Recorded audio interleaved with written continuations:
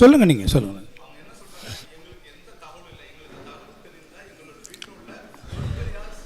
இன்னொன்று சொல்ல சார், நாங்கள் அத்தனை பேருக்கும் நாங்கள் செய்தி நீங்கள் வேண்டுமானால் குறுஞ்செய்திகள் இல்லை அத்தனை இல்லை சார். நீங்கள் கரையோர மக்களுக்கு அறிவிப்பே இல்லாமல் இருந்து நான் சொல்கிறத உங்களுக்கு கேட்குறேங்க.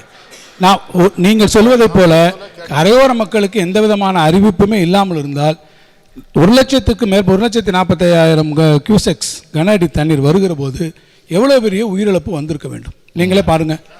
இல்லை சார், இப்போ இல்லை நாங்கள் முழுமையாக சொன்னதுனால தான், நீங்கள் முழுமையாக நம்ம சொன்னதுனால தான் பல பேர் அங்கே இருந்து ஏறத்தாழ நீங்கள் மேற்பட்டிருக்காங்க சார். இப்போ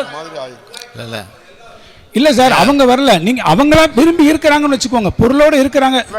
சார், இப்போ தாமிரபரணி ஆற்றுல நான் கேட்குறேன், 2015 இல்லை நீங்கள் 2015 செம்பரம்பாக்கேரி மனசில் வச்சுட்டு பேசுகிறீங்க நீங்கள்.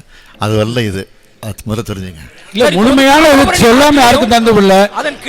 நாங்களே வந்திருக்கோம் நேரடியாக செய்தியாளர் சந்திப்பில் முதல் நாள் இரவு அத்தனை பேர்ட்டையும் செய்தியாளர்கிட்ட கேட்டிருக்கோம்.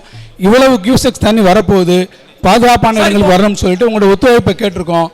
அதை எங்களுடைய கோரிக்கை ஏற்று காவல்துறை தீயணைப்புத்துறையுடைய கோரிக்கை கேட்டு பல பேரை அங்கிருந்து நாங்கள் வெளியேற்றிய காரணத்தால் தான் உயிரிழப்புகள் தவிர்க்கப்பட்டிருக்கிறது. அதையும் மீறி சிலர் அங்கே இருந்திருக்கிறார்கள்.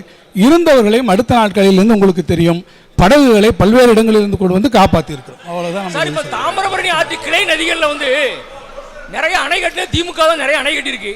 இப்போ வந்து ஆத்தூர் முக்காணி பக்கத்தில் ஒரு அணை கட்டுறதுக்கு பொதுமக்கள் நிறைய விரும்புகிறாங்க. திமுக அரசு அதை நிறைவேற்றுமா? இல்லை, அதெல்லாம் ஆய்வு செஞ்சுட்டு இருக்கிறோம். ஆய்வு செஞ்சு அது எப்படி நடக்கும்.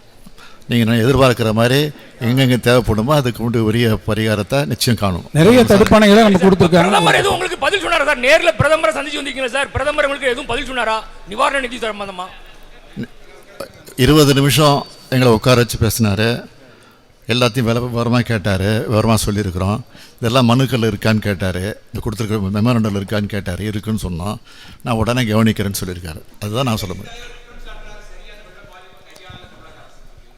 யார் தூத்துக்குடியில் துப்பாக்கி சூடு நடந்தப்போ டிவி பார்த்து தெரிஞ்சுக்கிட்டேன்னு சொன்னார் அவரா?